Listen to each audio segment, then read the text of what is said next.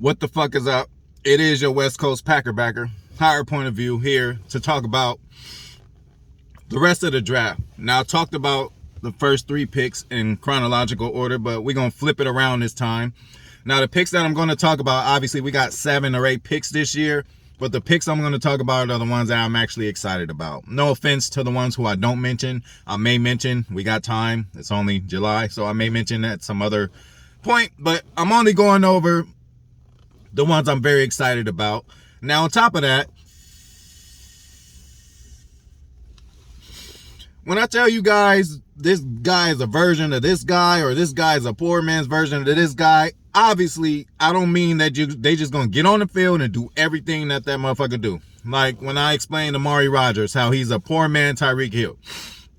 He does everything Tyreek Hill does. Even was a running back way back before he was a receiver, just like Tyreek Hill. So that's why I said there are similarities. No, this nigga's not going to get on the field and beat Tyreek Hill for us, but he's going to be a version of Tyreek Hill for us. And the reason I said that he's a poor man's version is he does everything. He's just a little slower. He doesn't have the speed. So obviously, that's a big attribute. So that's how I add the poor man's, but people don't even like hear poor man's anything. Like, you just got to get what I'm trying to say. So anyway, and I'm going to talk about 3 draft picks this time. I already talked about 1, 2, and 3. Eric Stokes, Josh Myers, and Amari Rodgers. I'm not going to talk about 4, 5 right now. Respect to them. But again, like I said, I'm going to tell you about the ones that I'm really excited about. Now, this first one is a 5th rounder. We got from Florida State, from Florida, TJ Slaton, defensive tackle. Now, 5th rounder, you thinking like, okay, possible rotation guy, he might make the roster, maybe, goal line situations, okay, because, he's about 6'3", and I've seen 340, 350, 360, so he's about 350, I don't know, but a big guy. So TJ Slaton, so when you hear the numbers and see when he got picked in the draft, you're like, okay, but when you turn the film on, something else happens. I don't know why, and we'll see. I don't know why he got picked so late, because when I look at the film, okay, he's that big. One thing that I said, okay, maybe his motor isn't there. The motor's there to me. I see it.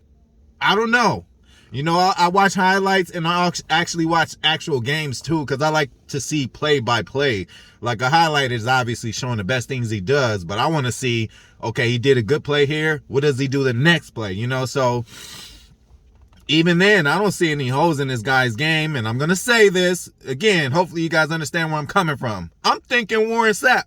Seriously. Or like if Snacks Harrison and Warren Sapp had a baby. Warren Sapp. But he's big. That's why I compared him Snacks. He's like a goal line guy who's going to plug it up for you and just eat up double teams. But I'm telling you, man, he's got some fucking wiggle. That's why I say he's like a Warren Sapp, because like, he's athletic for his size, man, and he can fucking go. Now, it seems late. I mean, it just seems like right now he doesn't have a game plan as far as moves, but like he just moves the pile. Like he just gets off. And one thing I did see, which was inconsistent, but is with every lineman, because I mean, games go differently.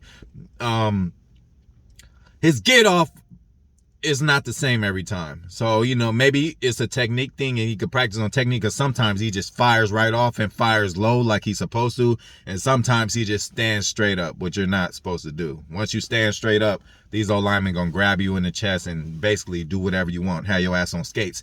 But yeah, man, what pops out to me is his just athletic ability, man. He got some wiggle, man, to be that big and to move around and move piles like that.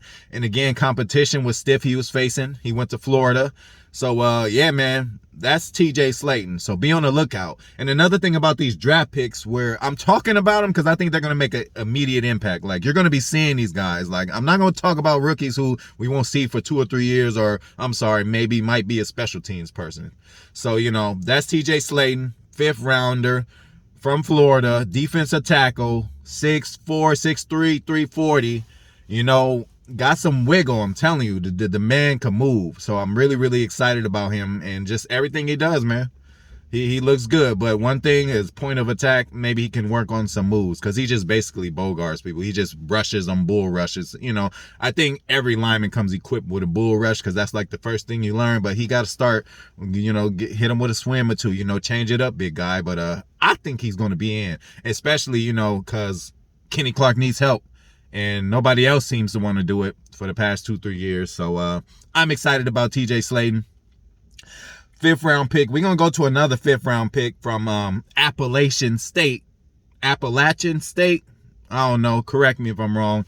Shamar John Charles. Now, you want to say Gene. Like, every time I see his name and every time I just see it, you want to say Shamar Gene Charles. But I actually had a friend whose name was John, and it's just spelt like Gene. I don't know if it's from, Creole. I don't know what the fuck going on, but it's Shamar Gene Charles. Look at me. I fucked up already. Shamar John Charles. Cornerback, Appalachian State. One thing that jumped out with me is his combine. All the numbers were pretty basic when it comes to corner. Nothing jumped off. But when it comes to the bench press, he did it, I think, 18 times, which was probably more than some linemen. Many corners ain't hitting the bench press like that and hitting it that many times. So if he can do the bench press, hopefully he can press, corner press. So those movements are supposed to correlate. He should be able to get his hands on somebody and get physical and, keep them at the line a little longer than they want to. So that's all I'm really expecting from him. Sorry to say, I'm not expecting too much, but I see what he can do. One thing I've seen, again, I watch games. Highlights are cool, but I watch games because I like to see play after play. A thing with this motherfucker, he don't give up. Like, he doesn't give up, and it's just a fight every time. And it was a little different looking at, the film because it was against lesser competition. So I don't know. It was a bit deceiving with some of them. But again, he didn't make any splash plays like intercepting, taking shit to the house and nothing like that. But one thing you can't deny about this guy is the hard work. Like, you could just see he's a worker, and he's just not going to let nothing slide. and we need that. We don't need, obviously everybody wants to shut down corner and it just doesn't work like that. We need to have different kind of guys, just like in basketball. You need the hustle guy. He ain't worried about scoring. He's worried about getting rebounds, So this guy, we just going to plug him in. And I just think from his hard work and determination and the way he plays snap, from whistle to whistle, you can see that in his game. And even when he talks his interviews, I don't know. I'm really into looking into the interviews because I think it says a lot about these people. With him, one of the guys actually asked him, you're from a smaller school. Is this overwhelming to you? I don't know his direct answer. He didn't say yes, but the way he said it was I'm not overwhelmed. I just want to get better every day. For a guy to come from, an Appalachian State and to be that low in the draft, I just think he has the right attitude because obviously he's not going to say, oh, yeah, I'm coming to get a starting job. Even if he does have that false confidence, I like the honesty that this guy has. And honestly, he's a hard worker. So I do actually see this guy, not within the first few weeks, but I see him touching the field in some packages, okay? And he's definitely going to touch the field in special teams. Because again, that hard work and determination he just has every play, you need that on special teams because you might be on the whole other side and the motherfucker turn the field and now it's on you, and he seems like the kind of guy that embrace that and do it right out of the gate. So that's Shamar John Charles, cornerback. Again, I looked at him, nothing jumps off of the tape, nothing, but that hard work does, and it just, I don't know, you need those guys in practice. You just need those kind of guys around. So I think he's going to make an impact on this team in another way. So that's the second draft pick we're talking about today. The third and last one we're going to talk about today for now. And I don't know, man. I might be really excited about this. Not might be. You're going to see Kylan Hill, running back. Now, this year, I'm running back? We don't even need one. We got Aaron Jones re-signed him, and we got A.J. Dillon going to have a breakout year this year. Okay? So I'm man, what do we need a running back for? And before I even watch any film, I watched one of his interviews. And after one of his interviews, I was this nigga think he gonna make the team. Like, I was just like, I don't know where this confidence is coming from, bro.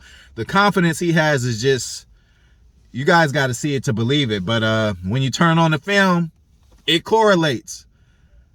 I don't want to scare nobody, you know, I always say this, but to me, and this ain't even poor man's. Well, okay. He's looking like Kamara to me. Seriously. His game is looking a lot like Kamara to me. For real, man. He, again, he's not the home run guy, okay? He's not going to take off for about 70 or 80 yards. You know, there's only a few rare people who can do that. You know, Nick Chubb, Aaron Jones could do it. You know, but this guy, he's like, I would say, from 20 to 20, watch the fuck out. Like, and his running style, like, I like his running style because he's a read and react runner. Some guys just go and you know, they use their ability and, you know, they use a little bit of looking, but this guy, seriously, like, he gets the ball, looks at his blocks, sees where the hole is, and then he makes his move. And not only that, he's like a physical runner. He's not Barry Sanders, people having them all over the field like looking crazy. He lets you get close to him, and he makes the way he dodges tackles is just, I don't know, you got to watch, man. But again, from like 20 to 20, like, he's a guy who will give you, like, you know, a tough 8-yard run, a needed, like a 20-yard run, but like tough ones though, in and out of traffic though. Like, you know, he's not going to just hit the outside and take it to the house. He's not going to make one cut and then take it to the house. He's not that guy. And he looks like he wants to catch the ball a little bit.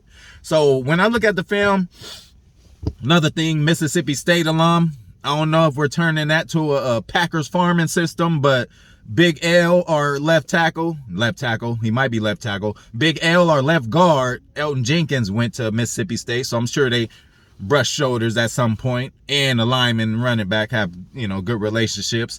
And also, OGP went there. Preston Smith went to Mississippi State. So, you know, I just like a lot of people from the same alma mater on our team. I think that makes a difference. But back to this guy's film, man. Kylan Hill, man. I'm telling you, Alvin Kamara all over it. You guys need to watch it. And I know we have this other guy, this other running back. Forget his name. I believe his last name is Taylor. I don't know. I forget. But he looks good too, but he's not a rookie. This will be his second year. I don't know. Last year he was dealing with injury. He never really made the field, kind of like practice team guy, so he's coming back. But Kylan Hill, man, watch the fuck out. And another thing, like last year, we had 3 running backs, you know, very good running backs. So it's easy. It might say, you know, Kylan might not touch the field, but dude, with injuries and other things like that, like, if he gets on the field, you guys are going to see what the fuck I'm talking about. Like, I don't know. They might have a package or two for him. Like, he's very explosive, exciting. He does everything. Catches out the backfield, blocks. And again, he's a read and react kind of runner. Like, he's not just getting the ball and going crazy. He's seeing where, like, hey, legit, man. Kylan Hill. So that's the 3 I'm talking about today. And again, like I told you guys, I'm excited about the other draft picks too, but those seem more to be a developmental kind of thing. It's going to take a while for them. But the 6 draft picks I talked about, you guys are definitely going to see them on the field because, you know, I'm just using my educated eye and these motherfuckers look good. So let's go over it one more time. And I'll just give a highlight of theirs. We started with TJ Slaton. Again, mini Warren Sapp, big guy. He could wiggle. You know, when I say wiggle, that means he got a lot of move. You know, he can move around. He's just not like a tree stump, okay? So we got TJ Slaton, baby Warren Sapp. Warren Sapp and Snacks had a baby. That's what I'm going to call him.